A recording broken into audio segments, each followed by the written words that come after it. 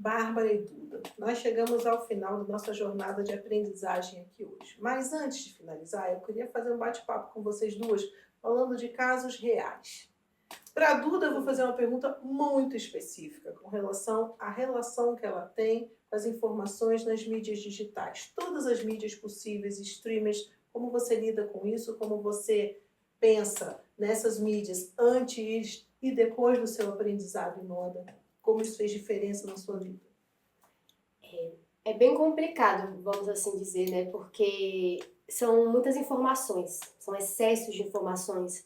Então, o tempo todo tem alguém lançando uma tendência. Então, se você for seguir isso, você vai estar o tempo todo mudando o seu guarda-roupa, você vai estar o tempo todo mudando o seu estilo. Então, é muito complicado, ainda mais quando a pessoa ela não tem ali, vamos dizer, uma personalidade e um estilo definido. Porque você seguir tendências eu acho que é muito errado. Porque não tem como você seguir todas as tendências, não tem como você acompanhar todas as tendências. São chuvas de informações e, igual eu falei, tá o tempo todo alguém lançando uma tendência. Aí é um borro chique, é o Y2K, é um cinto grande, agora é pequeno, é minimalismo, é maximalismo. Então, eu acho assim, depois do meu aprendizado, eu passei a filtrar muitas coisas. E acho que a partir do momento que eu defini a minha personalidade, defini o que eu gostava de vestir, o que eu gostava de me ver vestindo, o que eu gostava de ver no espelho, de ser criativa e não pensar muito no que as outras pessoas iriam pensar, ou não pensar muito também nas tendências, ou hoje eu quero usar cor, por exemplo, quero usar bastante cor, mas as cores não estão em tendência, hoje em dia agora é nude, é monocromática, é isso, é aquilo. Eu tento não pensar muito, porque é muito difícil você tentar seguir tudo o que é pregado ali no Instagram, no TikTok, no Pinterest. Então, se você for tentar seguir tudo, acaba que você vai começar a se render também ao consumismo. E você vai começar a comprar de uma forma exacerbada. E aí, muitas vezes, você não precisa daquilo. Mas, meu Deus, tá na moda e eu quero entrar na moda. E eu quero que as pessoas vejam como estão na tendência. Então, aí eu vou comprar. É lógico que não tem problema nenhum você seguir tendência. Eu mesma aqui tô com um look todo monocromático, mas é algo que eu sempre gostei de vestir, mas eu sempre vou adaptando a coisas que eu gosto, então acho que todo mundo deveria fazer isso. Não tem problema você gostar de uma tendência ou outra, mas desde que acho que você não saia de você, saia assim da sua personalidade. Acho que é importante no conhecimento da pesquisa de moda, da pesquisa de tendência, de um currante bem feito, é você deixar o papel de seguidor e passar a ser protagonista de algo. Sim. Você sai do papel de quem está seguindo todo mundo, perdido, e começa a protagonizar a sua história, a sua trajetória dentro da moda. Eu acho que esse é o grande diferencial de aprender sobre pesquisa de moda e simplesmente usar o que está em qualquer lugar.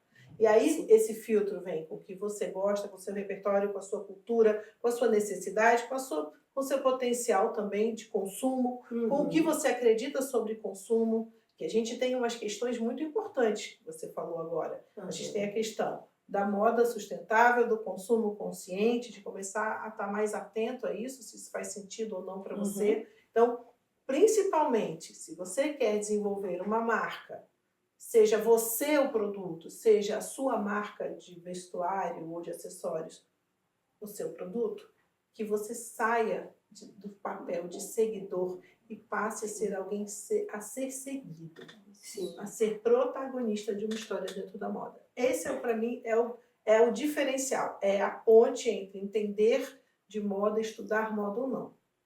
No caso da Bárbara, eu quero saber outra coisa. Como você transformou o seu conhecimento em um negócio?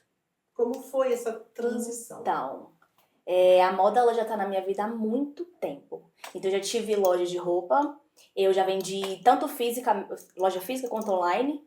E o meu conhecimento com a consultoria, ele deu uma virada de chave, né?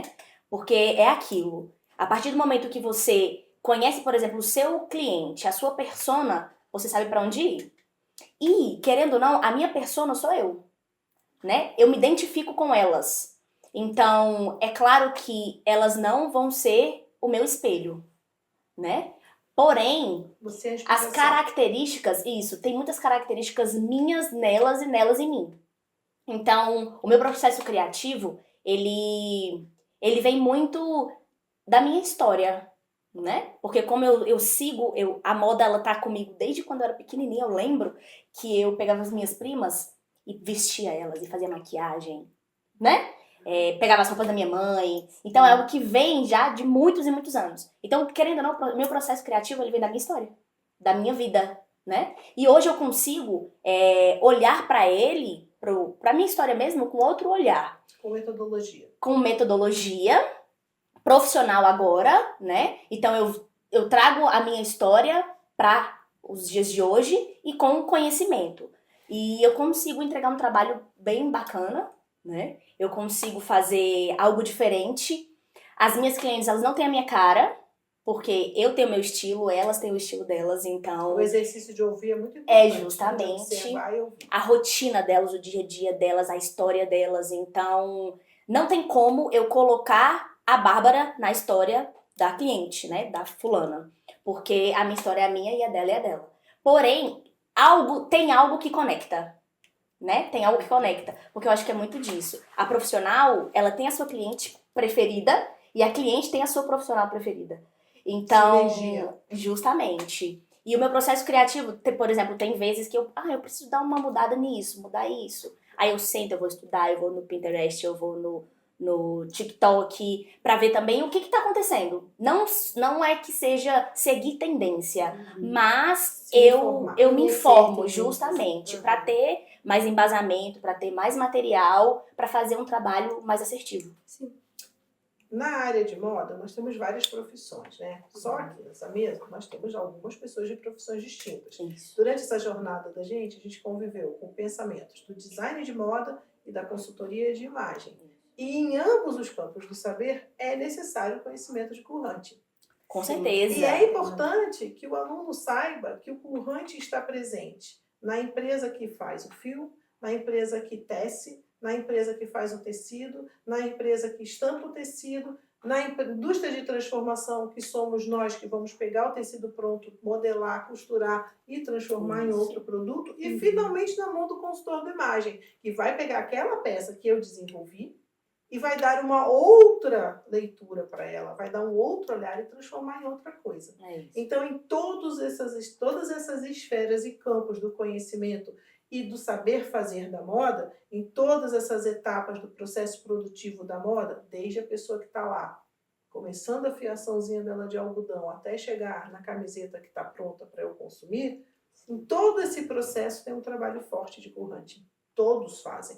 Com certeza. Então, eu como designer de moda, vou pegar um tecido que já está pronto e adaptar às tendências de modelagem, de cores, de formas. Mas a pessoa que estava atrás de mim, que me abasteceu na cadeia, estava pesquisando quais são as estampas que todo mundo vai querer, quais são as fibras que todo mundo deseja hoje. E atrás dessa pessoa vai ter que ter alguém plantando esse algodão ou produzindo esse poliéster. Então, esse encadeamento produtivo, até chegar no varejo de moda, e a Bárbara, como consultora de imagem, transformar no look que a cliente dela precisa, às vezes demora 5 anos. Sim. E nesses 5 anos, todos os processos exigem pesquisa de moda e de tendência. Ou seja, o currante é necessário em todas as etapas.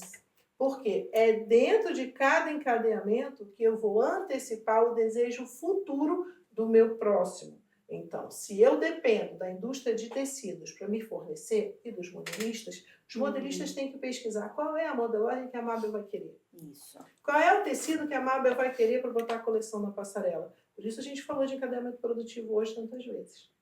E aí, finalmente, eu desenvolvi aquele elenco de peças e a Bárbara vai olhar e vai dizer, isso aqui atende.